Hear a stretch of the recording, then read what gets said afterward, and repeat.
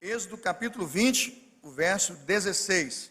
Partimos daqui, nos lembrando, não foi? De onde nós saímos. Vamos rapidinho recapitular de onde saímos. Quem está com a Bíblia aberta e marcou aí com a canetinha, né? Qual é o primeiro mandamento?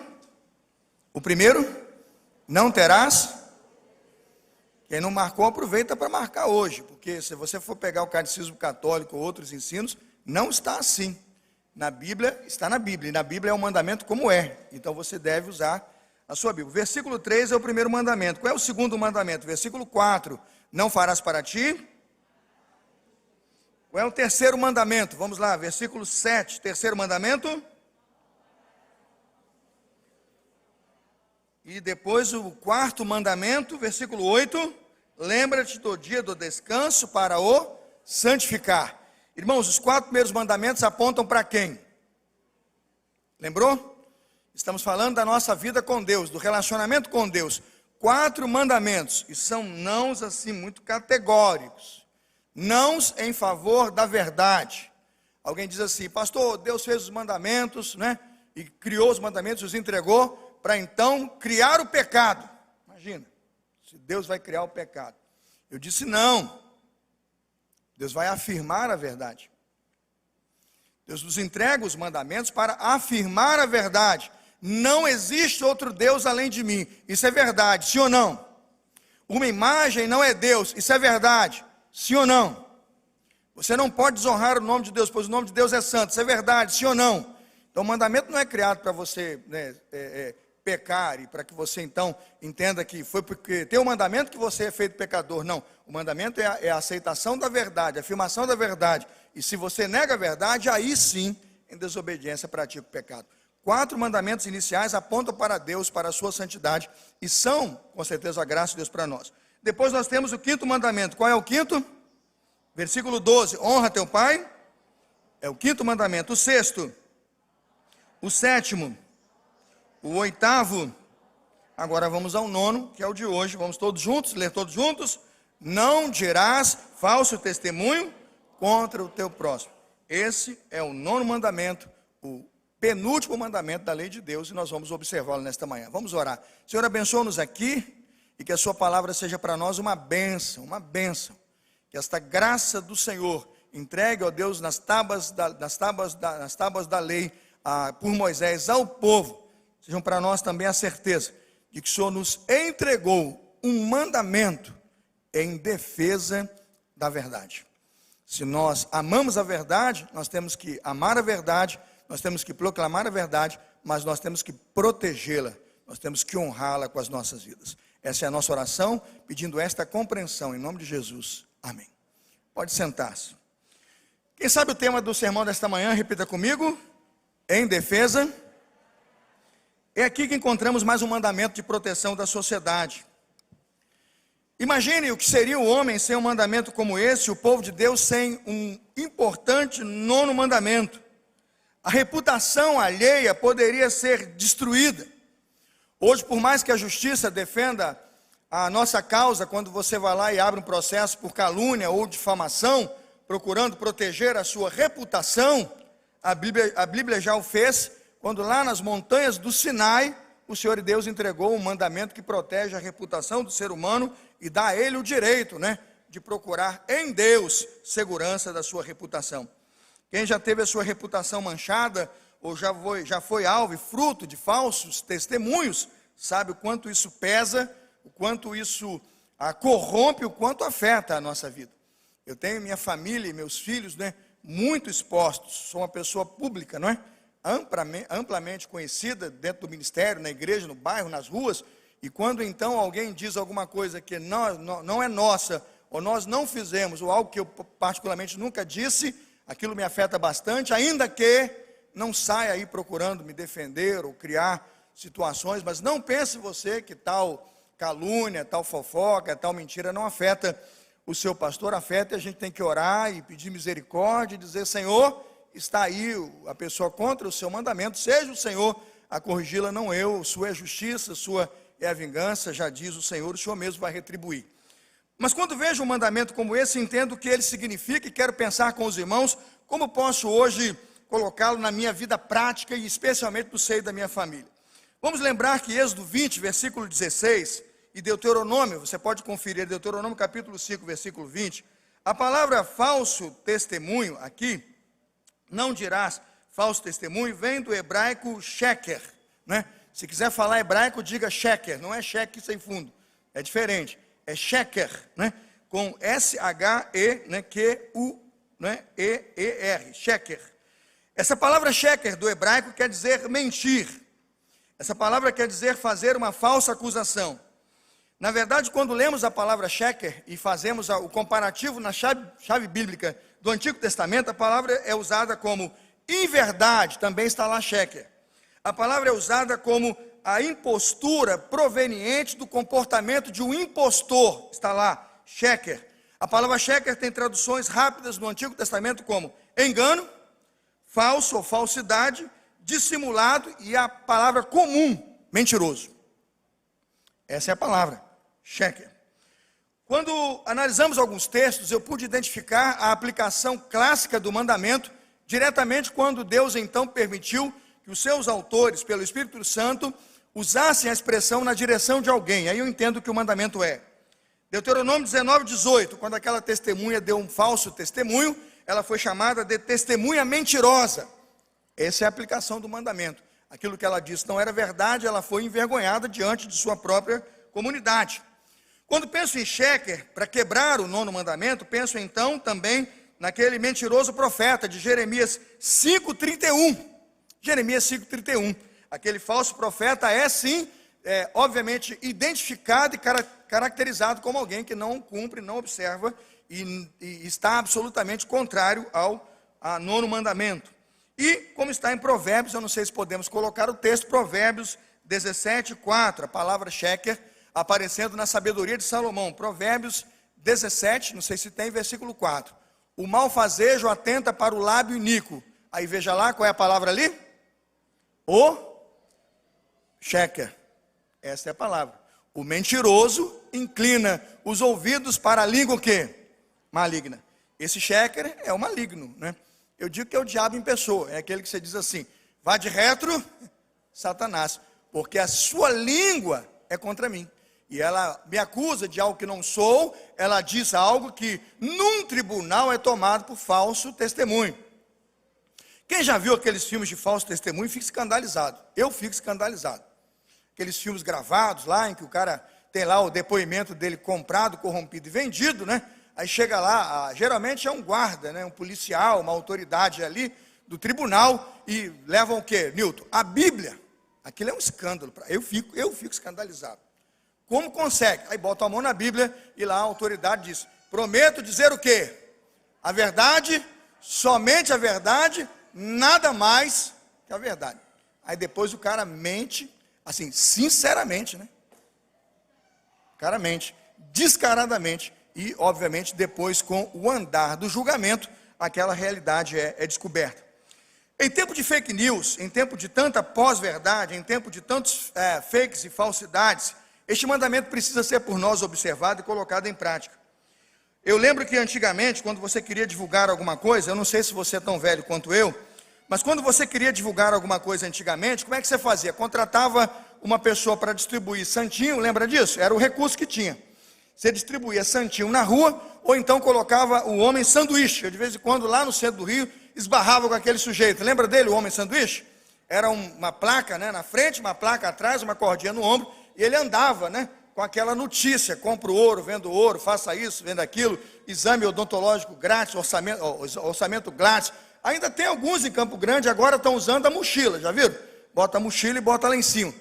Quando você queria divulgar alguma coisa antigamente, geralmente era nisso, e quando muito já se tinha alguns que usavam essa inteligência do outdoor e do painel.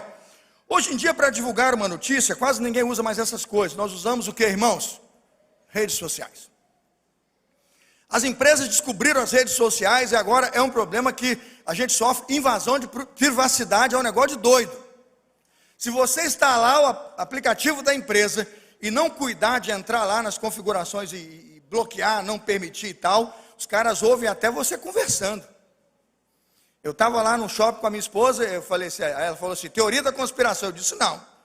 Eu disse, olha, eu botei a palavra Jeep no meu e-mail, Jeep, no meu e-mail que eu tinha que comprar uma peça, aí daqui a pouco entrou lá, Mercado Livre, não sei o que, Jeep, lanterna do Jeep, não sei o que. Eu falei, o que é isso? Eu estou monitorado? Né? Abri meu Facebook para botar um versículo bíblico, estava lá todas as peças do Jeep. O meu carro branco, igualzinho, eu falei, o que é isso? Aí eu, para desconfiado que foi, teve uma coisa que eu falei, eu não escrevi. Aí apareceu lá a propaganda. Eu falei, não é possível que o aplicativo está testando o microfone. Será que ele pediu autorização para o microfone? Eu não fiz. Aí eu falei, vou desligar. Desliguei o telefone, parado, apagado. E disse assim, na frente da loja, meu bem, desligado. Meu bem, como que eu queria essa cafeteira? E falei, essa cafeteira da marca tal, né? Olha, tá tanto. Se a gente achar mais barato, eu vou comprar. E fiquei falando, e ela, você está ficando doido. Você não faz vergonha não, que as pessoas estão olhando para nós. Você é um pastor. Você na frente de uma loja com o celular desligado, falando, o pessoal vai chamar você de doido. Eu falei, fica calmo. Eu terminei de falar, a gente foi andar, aí estou olhando, nada. Eu falei, vou passar vergonha. A gente entrou dentro de uma loja de roupa feminina, daqui a pouco, plim! Aí eu, cafeteira. Aí eu falei, viu? Aí ela, Jesus, você desliga isso, viu? Você formata isso. Aí eu fui entender que você tem que ir lá nos aplicativos, nas configurações, e dizer que eles não podem consultar fotos, que eles não podem, acessar microfone, que eles não podem acessar câmera, porque, meus irmãos, é o troço mais esquisito que eu já vi, essa vigilância que estão exercendo sobre as famílias, não é? E sobre os consumidores. Eles têm os algoritmos em que eles dominam todos os produtos que você compra. Quando você passa o seu cartão de crédito, aquela informação de algoritmo, e eles vão dominando sua cor, seu costume, o tamanho dos seus... Eu só recebo sapato de cor do meu tamanho e do meu número lá no meu... É impressionante. Essa gente sabe mais da minha vida do que eu. Eu estou querendo conversar com o algoritmo lá do Instagram, para o cara me dar uma aula, porque ele sabe mais de mim do que eu mesmo, porque eles já estão com o meu mapa de personalidade formado. Ele sabe até os pregadores que eu gosto, e ele já põe no meu Instagram para eu assistir o sermão. Você tem noção do que esses caras estão fazendo com a nossa identidade? O que eu estou dizendo é que em tempos desse mundo tão rápido e tão veloz, no que seja o modelo de informática, a minha pergunta é, as pessoas podem invadir sua privacidade? Podem. Elas podem espalhar e rapidamente viralizar um mau testemunho e uma informação contra você? Pode sim. Já diz o Karl Menninger que as atitudes hoje são mais importantes que os fatos.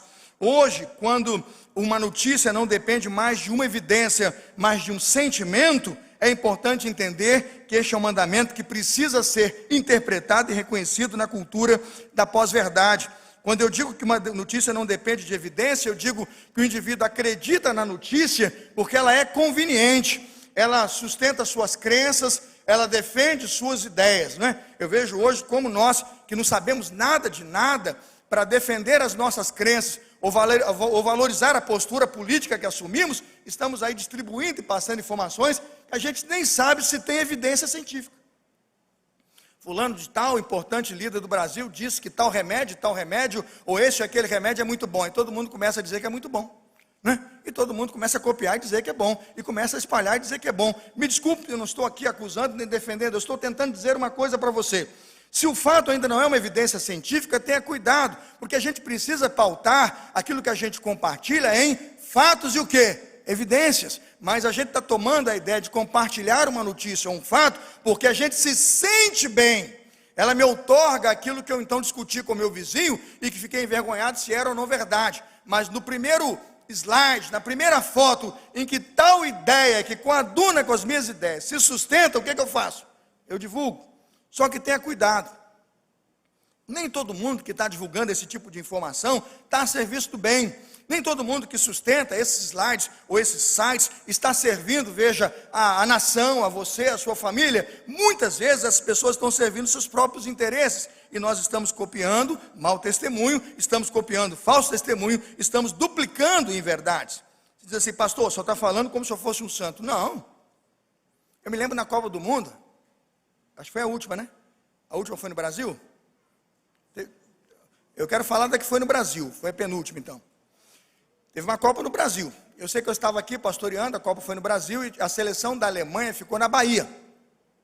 E de repente chegou uma nota lá para mim, no meu Facebook, eu achei interessante a nota, dizendo que a seleção, não sei o quê, um negócio de marketing, muito legal, que eles tiveram assim, uma pousada, e que eles então investiram no lugar, asfaltaram, fizeram acontecer, e o dinheiro que eles tinham botaram lá no lugar, lá do tal. Aí eu achei aquilo legal, né? Poxa, que coisa linda, né? Eu tenho lá um pezinho nos meus descendentes alemães, falei, beleza, aí compartilhei. Pum, lá no meu Facebook. Aí vem meu seminarista da igreja, Natanael antenado como só, Natanael Baldez, antenado, estudado, leitor, não como eu ali que na internet um relapso, né? Aí Natanael, lá no privado, pastor, isso é um hoax. O que é hoax, meu filho? Aí fui pesquisar. Isso é informação falsa, pastor. Você está brincando, cara? Isso não é verdade? Não é não. Dá uma olhada mesmo no site de notícias, só vai ver o que o time lá fez lá na Bahia. Os caras quebraram reserva natural, sujaram tudo, tal, né? E quando eu fui ler mais de 25 notícias, não tinha um pingo de verdade naquele troço lá. Era muito mais uma ideia marqueteira de alguém querendo vender algum produto, aquelas camisas, eu não sei bem, né? Eu acho até que foi a Alemanha que ganhou aquela Copa, não foi? Não foi? E aí, para vender uma ideia daquele negócio todo, e a gente vê que é um produto que está sendo vendido, e eu fui vítima daquele negócio. Escrevi, minha ovelha, me perdoe, estou deletando e farei jejum uma semana de internet até que eu tenha melhor preparo para manusear com o meu mouse. Eu estou contando o meu testemunho para você ter noção de que é um perigo. Certas coisas que recebemos e copiamos, certas coisas que nós acolhemos e transmitimos, irmãos, não são para nós. As coisas que mais eu tenho cuidado hoje é procurar tentar, né? Você vai dizer, se vai cometer, vai, irmãos. De 10, 20 coisas, talvez 2, 3 serão. E sejam clementes, sejam misericordiosos, mas conversemos, porque é difícil. Os grupos estão tão poderosos, tão fortes, que estão nos fazendo dar falso testemunho, sem que queiramos dar. Mas estamos dando testemunhos e copiando e passando informações mentirosas. Eu me lembro que hoje, por exemplo, tem grupos que usam, como eu uso e procuro usar, aqueles sites de verificação. Você tem lupa, né? Você tem a lupa, você tem lá um monte de site, fatos, né? Na internet, como é que é? Fatos e boatos, e tem outros. Só que tem um detalhe. O grupo que quer manobrar o sistema descobriu esse tipo de situação. Eu fui ler, por exemplo, essa semana que a lupa, que começou lá atrás, aquela lupa, né, pequenininha e tal, hoje, quem comprou a lupa? O UOL, Folha de São Paulo, não sei quem, estava lendo lá, os caras estão mandando a informação. Quando você descobre que aquela gente comprou, você diz assim, como é que agora aqueles caras lá vão dizer para você que o negócio é fato? Eu fiz um teste, naquele de fatos e boatos, porque estavam me alertando. Pastor, eles botam que é boato, mas nem tudo é boato. Eles botam, eu fico copiando, é boato, eu vou lá, olha, é boato, eu copio. Eu estava acreditando no site de boatos. Aí eu fui testar uma informação de um livro. Eu tenho um livro, eu conheço C.S. Lewis, eu já li, né, as obras dele, e tinha uma informação de C.S. Lewis, e o camarada dizia que aquela senhora que diz sobre o TCS que era boato. Eu falei, isso não é boato, isso está no livro. Eu li esse livro tem uns 10 anos, mas está lá. Aí fui eu na minha prateleira. Eu na prateleira e vou achar. E lá 40 minutos, achei. Falei, está aqui, ó. A data do livro, como ele disse, assim o é. E o site Boatos dizendo que era boato. Eu fiquei pensando, por que ele está dizendo que é boato? Porque defende uma verdade que nós cremos. Ele bota que é boato, porque aquilo ali dito como é dito, vai mudar muita coisa do que está acontecendo aí. Então eu comecei a perceber que, irmãos, no fundo, nós podemos sustentar a nossa verdade em quem nós somos e em Deus. E vou falar uma coisa para vocês, em mais ninguém. Sabe o que eu tenho entendido hoje? A tua palavra é o que? A verdade. Repita comigo. A tua palavra é a verdade. Porque nós estamos hoje num mercado de poder tão grande, de gente de dinheiro tão endinheirada, e de indústrias, de mídia, de televisão, que querem realmente continuar milionários no dinheiro, e essa gente dita as regras do mercado. E se nós não tivermos um filtro bíblico, uma serenidade de respirar e tomar tempo, e de não responder à primeira provocação, ou de não copiar e acreditar na primeira notícia, nós seremos cirandados por um mercado devastador de falsas notícias. E como crentes, quebraremos o 9º mandamento, porque o que estamos fazendo todo dia no nosso WhatsApp é dar o que? Falso testemunho. Eu dou falso testemunho se divulgo um índice que não é índice. Eu dou falso testemunho se divulgo um produto que não é produto. Eu dou falso testemunho se passo uma palavra que não é verdade. Então eu preciso policiar a minha vida. O sermão desta manhã começa com os irmãos, com as orientações básicas e simples que quero dar, e serão 6, eu vou ver se eu faço cada uma delas em poucos minutos, dizendo, primeiro, para não dar falso testemunho, não transmita fake news nas suas comunicações virtuais. Procure orar um pouco mais, Procure perceber que você não tem, talvez, a ciência, a informação tão sólida e tão construtiva, capaz de fazer com que aquela informação que você recebeu seja passada adiante. Talvez ela seja para você meditar, para você orar, para você pensar e para você decidir. E talvez não seja para mais ninguém além de você. Estamos hoje correndo o sério risco de não só quebrarmos um mandamento tão sério como esse, como de envenenarmos a nossa sociedade com mentiras, porque hoje aqueles que estão monetizando as redes sociais estão a serviço, muitas vezes, de falsas notícias. Você veja que se isso não fosse verdade, não teria no Brasil uma CPI, né, que não foi muito longe, até porque, né, é difícil mesmo o assunto, mas uma CPI fundada em fake news. Um homem chamado Sir Tim Berners-Lee. O Tim Berners-Lee escreve um artigo para comemorar os 28 anos de internet, quando ela completou 28 anos, o WWW, World Wide Web. Ele faz uma carta aberta para elogiar a internet em alguns aspectos, mas depois ele faz uma dura crítica. Isso deve alertar a igreja sobre o que é a internet hoje. Tenha cuidado. Ele diz assim: hoje a maioria das pessoas encontra notícias e informação na web, www. Por meio da web, alguns poucos sites de mídia social se tornaram mecanismos de busca preferenciais. Eu não vou dizer que é o Google para você não dizer que eu estou fazendo propaganda, mas ele domina. Esses sites ganham muito dinheiro quando clicamos nos links que eles exibem para nós. Esses links não estão ali à toa. Eles não são uma pesquisa somente por interesses ou porque há uma gama grande de pessoas acessando esses sites e eles sobem numa linha de prioridade. Não.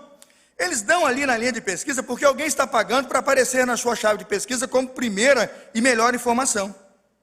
Eles exibem esses links monetizados porque isso foi definido com base em todos os algoritmos que eles têm conhecimento de sua agenda. Eles acompanham suas ligações, eles sabem os números que você liga, eles sabem as postagens que você faz, eles conhecem suas fotos, eles veem suas fotos porque você as publica, eles conhecem suas rotinas. Esses algoritmos viram números. E na verdade, então, hoje, nós só pesquisamos o que eles permitem que pesquisemos.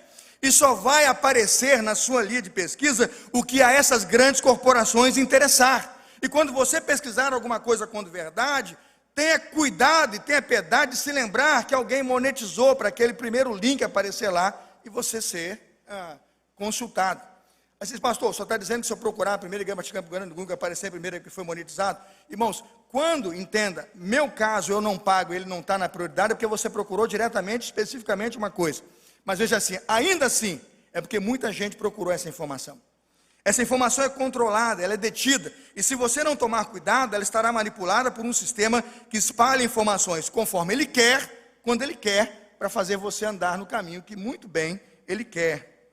Tenha cuidado ao usar seu computador, ao usar sua internet, ao permitir que os aplicativos que estão no seu celular e seu computador acessem suas informações. Tenha cuidado, meus irmãos, está tudo dominado. Isso não é teoria da conspiração. O que eu vejo hoje é que nós vamos para o ano que vem, uma das eleições mais difíceis do país. E eu não estou dizendo se bons ou maus candidatos, se Deus queira que tenham muitos mais candidatos e melhores aí. Mas o que eu estou dizendo é que entraremos numa guerra que vai colocar irmão contra irmão, pai contra filho, porque você vai ficar procurando em redes sociais informação que deveria procurar na postura do político, na conduta do político, nas suas ações, no que ele faz, nos projetos de lei que construiu, e não nas informações que você está comprando ou vendendo em redes sociais. Segundo lugar, irmãos, se o primeiro lugar é não divulgue, não compartilhe testemunho falso ou falso testemunho através de fake news, segundo lugar, não seja tolerante com a mentira. Abra comigo Provérbios capítulo 6, 16, 19, esse ponto por si só aplica, porque eu não posso dar falso testemunho e porque eu não sou um praticante da mentira. Provérbios 6, 16 a 19, o texto diz assim: 6 coisas o Senhor aborrece, a 7ª a sua alma abomina. A Bíblia diz que Deus odeia. Primeiro, o que é? Qual é a primeira coisa? Vamos juntos? Olhos altivos. Segunda coisa, sheker, falso testemunho. Quem conta mentiras, fala inverdades. Mãos que derramam sangue inocente. Pode passar. Coração que trama projetos iníquos, pés que se apressam a correr para o mal. Passa. Agora veja lá, essa é grave. Testemunha falsa que... Está aplicado o sermão, né, pastor Lucas? Por que eu não posso quebrar o 9º mandamento e devo observá-lo integralmente? Testemunha falsa que profere mentiras E aquele que semeia com mentiras, contendas e intrigas, fofoca entre irmãos, é a pessoa que Deus abomina. Não seja tolerante com as mentiras. Eu me lembro daquele cantor, você conhece? O Agenor, cantor famoso. Agenor Miranda Araújo Neto, cantor famoso, para engodar as suas vítimas, dizia assim: paixão cruel, desenfreada, te trago 1000 rosas roubadas, para desculpar minhas mentiras, as minhas mancadas. O que ele está dizendo? Eu te compro com rosas. Eu te compro com rosas. Que as minhas mentiras e as minhas mancadas sejam perdoadas, porque eu te compro com rosas. Mudar? Não. Transformar a vida? Não. Eu continuo mentindo, porque eu te compro rosas. Te trago 1000 rosas roubadas, para você perdoar as minhas mancadas. Se nós ouvimos essas coisas, temos que pensar que tipo de crente nós somos. Assisti o filme Apocalipse Now, já preguei até um sermão com esse tema, Apocalipse Now. Lembra do Coronel Kurtz? O Coronel Kurtz, o Marlon Brando, que ator famoso, né? O Marlon Brando, o Coronel Kurtz, conversa com o Capitão Willard, o Martin Sheen. Ele diz assim: diga para o meu filho o que você viu na guerra do Camboja.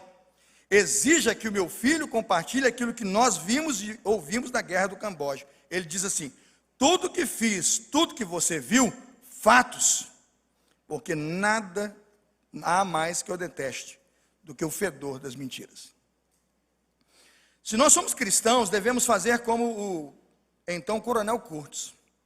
Pedir às gerações que sintam o mau cheiro das mentiras e não suportem o fedor delas. Nós, como cristãos, não aceitamos a mentira nem nos nossos filhos, nem nos nossos casamentos. Nós não devemos aceitá-las e absorvê-las em nossos lares como um comportamento normal. A coisa que mais o cristão deve fazer é perceber que se alguém mente 1, 2, 3, 4, 5, 6 vezes, é que ele já mente sinceramente. Ele já acredita nas suas mentiras. Ele já pensa que elas são verdades. O grande Afonso Romano Santana escreve um poema e diz assim: mentiram-me ontem e hoje novamente. Mentem de corpo e alma, mentem completamente. Mentem de maneira tão pungente que eu acho que acreditam. Já mentem sinceramente. Abomina a mentira. Diga para a sua família, diga para aqueles que são seus, a mentira é contra Deus, ela insulta os céus, ela obscurece a verdade de Deus. Cultive em família, no lugar da mentira, o elogio verdadeiro. Cultive em família, no lugar da mentira, o falar a verdade, nada mais que a verdade. Cuidado com a ideia de bajular. A bajulação pode ser uma espécie de ato sutil de mentira. Abra Provérbios 26, 28 e entenda o que eu vou dizer aqui. Provérbios 26, 28 diz assim: a língua mentirosa odeia suas vítimas. Palavras bajuladoras causam ruína. Repito, a língua mentirosa odeia suas vítimas. Palavras bajuladoras causam ruína. A melhor maneira de ensinar esta verdade em família é sempre elogiar, mas elogiar com sinceridade, não apenas agradar a pessoa. É engraçado como hoje os pais, né, a gente tem uma ideia de reverenciar os filhos, e hoje tem um tal de que não pode dizer a verdade para os filhos. Lembra do tal do positivismo ontem pregado aqui? Na ideia de ser positivo e não dizer não, tudo vale, né? Imagina, o sujeito chega lá em casa, imagina a minha filha, chega lá em casa, ela passa uma máquina, rasga a cabeça toda aqui, 0 aqui. Passa uma no meio, aí deixa 2 aqui, e aquela ainda pinta um negócio de roxo, azul, verde, amarelo, pendura um brinco que desce até aqui, faz um furo no nariz que sai do outro lado, e depois enfia um brinco na orelha que sai na outra. Ela chega em casa e pergunta: pai, tá bonito? O que você acha que eu vou dizer?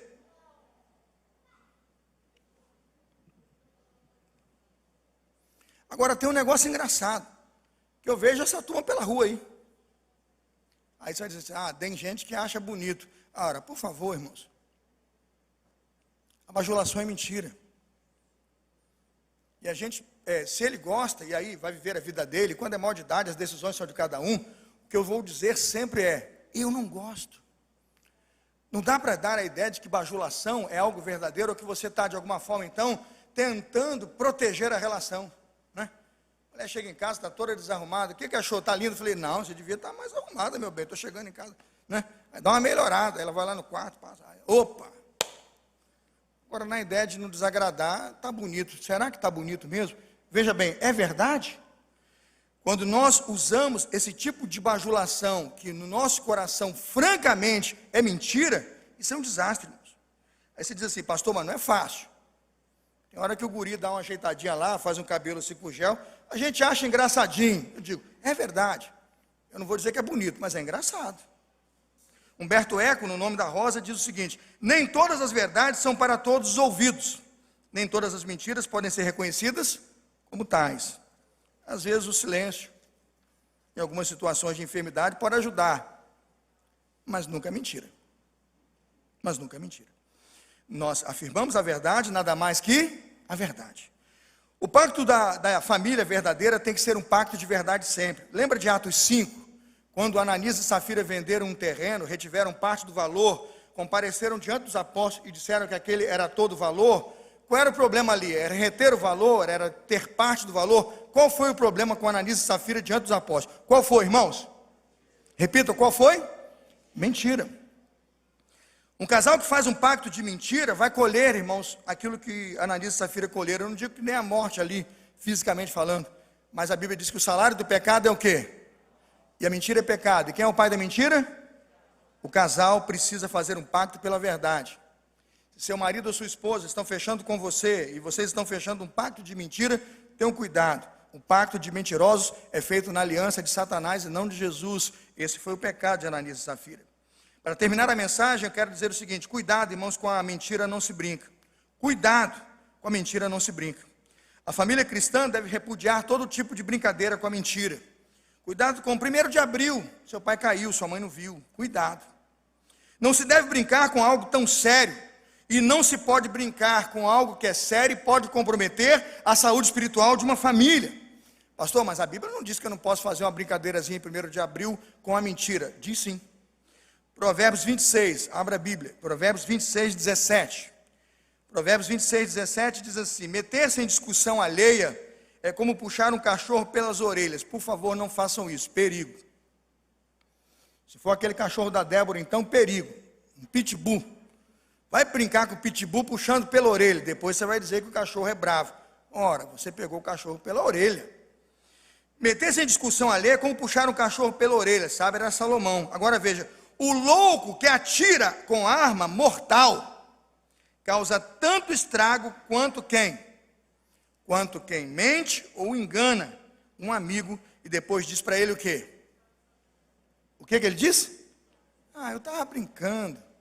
É a famosa mentirinha o quê? Mentirinha branca. Irmãos, é tão perigoso quanto disparar uma arma. É isso que a Bíblia diz. Tenha cuidado. Não existe mentirinha branca. Quem muito brinca com a mentira pode se tornar desacreditado. O Nietzsche, Friedrich Nietzsche, o grande Nietzsche, filósofo, diz o seguinte: fiquei magoado não porque você mentiu. Eu fiquei magoado porque hoje não posso mais voltar a acreditar em você. Quando você mente, tão sinceramente que acredita. O problema é que a gente agora não acredita mais em você. Não dê falso testemunho. Estudante de história agarrado nesses debates de história, fico pensando o que é verdade e o que não é na história do Brasil. O que é verdade e o que não é na história do descobrimento da América. Eu tenho preocupações hoje se os nossos livros de história forem revisados pelo Supremo Tribunal Federal. Acho que o juiz vai mandar cancelar o descobrimento do Brasil, porque na verdade o fórum não era competente, muito mais, ele saiu para ir para outro lugar, e quando chegou no lugar que não era aquele que ele tinha ido, deu a sentença. Que essa sentença não caia lá nos tribunais do Brasil, vão cancelar o nosso descobrimento, podem descobrir que o Brasil é uma mentira. Estudando os livros de história, descobri, mentem no passado, mentem no presente, passam a mentira limpo. No futuro, mentem para nós novamente. Mentem fazendo o sol girar, dizem que o sol gira em torno da terra medievalmente. Por isso, desta vez então, não é Galileu que mente. Na verdade, quem mente é o tribunal que o julga heregemente. Mentem se Colombo partiu do Ocidente para o Oriente. Pudesse ele descobrir de mentira, por acidente, um continente. Mentem desde Cabral em calmaria, viajando pelo avesso, iludindo a corrente em curso, transformando a história num país descoberto, num acidente, uma mentira, um acidente de percurso. Por que eu estou fazendo isso? Esse debate está nas salas de aula. E tem gente que acha que até hoje o Brasil não foi descoberto, porque a história não registra de fato como esses homens chegaram aqui.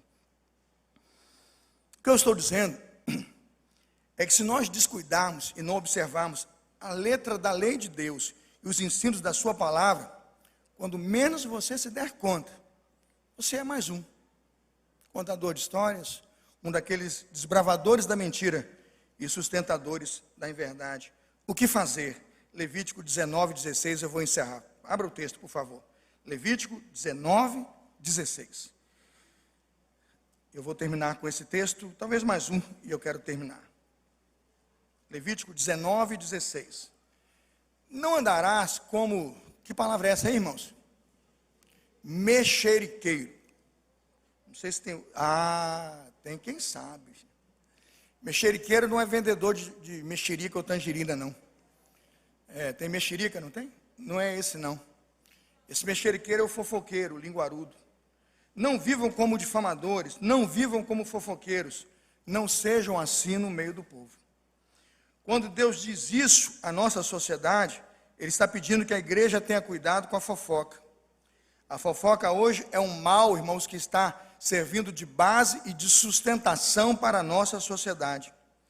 Os programas de fofoca na TV ganham milhões, as fofoqueiras da TV moram em mansões, porque nós criamos uma estrutura para rir e se sustentar em cima da fofoca, e muitas vezes da inverdade. Um texto do filósofo Bernard Williams diz o seguinte: a internet se apoia, tem seu esteio, seu alicerce, em comunidades que põem sua sustentação na fofoca.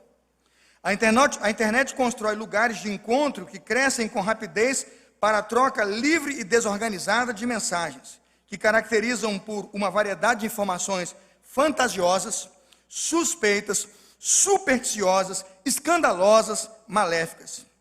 As chances de que muitas dessas mensagens sejam verdadeiras são baixíssimas. Já comprovam as pesquisas, são fofoca.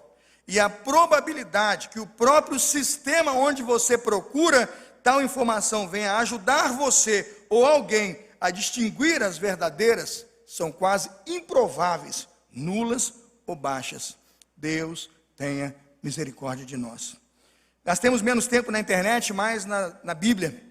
Menos tempo nas fofocas e nos programas de TV da fofoca, e na leitura e na edificação e no sólido alimento que nos dá a palavra de Deus. Não sejamos mais mexeriqueiros. O que vamos dizer então e como vamos provar aquilo que dizemos? Eu estou com Sócrates. Vamos passar nas 3 peneiras. O que você vai dizer é verdadeiro? Diga. O que você vai dizer é bondoso, gera bondade, transfere um ato de bondade para alguém? Diga. O que você vai dizer é útil e tem utilidade para servir e abençoar pessoas e a sua comunidade? Diga. Mas como disse Sócrates, se o que você vai dizer não é bom, não é verdadeiro e não é útil, guarde para você, que morra com você, nunca passe adiante. Deve ser mentira. Pastor Martin Luther King, em seu sermão no Templo de Israel, em Hollywood, pregando um sermão incendiado, não como o pastor Helder Gardim, falando baixinho, mas gritando, inflamado, ele dizia: o arco do universo moral é longo, mas se inclina na direção da justiça. Vou repetir: o arco do universo moral é longo, mas ele pende, se inclina na direção da justiça. Vamos triunfar, sim, vamos triunfar, porque Carlile tem razão. Nenhuma mentira é eterna. Repita comigo: nenhuma. A mentira tem perna curta, ela não vai longe, não. Vamos triunfar, porque William Killen disse: a verdade esmagada contra a terra voltará a se erguer. Irmãos, eu sei que meu Redentor vive e se levantará no último dia. Amém, irmãos? A verdade vai se erguer. Vamos triunfar, porque James Russell Lowell tem razão. Ele disse: no cadafalso sempre a verdade, no trono do mundo sempre a injustiça, porém no cadafalso se ilumina o futuro. É Ele que vela por Deus, por seus filhos e por trás de tantas trevas infindas. Vamos vencer, porque a verdade talvez não esteja agora no trono, neste mundo não, no cadafalso, mas é no cadafalso que você diz: ser fiel até a morte. É no cadafalso que dizem para Galileu: assina. assina. Ele assina, mas ele diz, mas que se move, se move. É confrontados com a verdade, espelhados na verdade, que a nossa igreja, esta igreja, aqueles que me ouvem não darão falso testemunho e dirão, Senhor, é a nossa vida, é a nossa fé, é a sua palavra em defesa da verdade. Levante sua Bíblia agora, em nome de Jesus, levante sua Bíblia e diga assim, eu vou ler a Bíblia em defesa da verdade. Lâmpada para os meus pés, é a tua palavra e luz. Conhecereis a verdade vos. Disse Jesus, eu sou o caminho. Ninguém vem ao Pai, senão por mim. Em defesa da verdade, não dirás falso testemunho.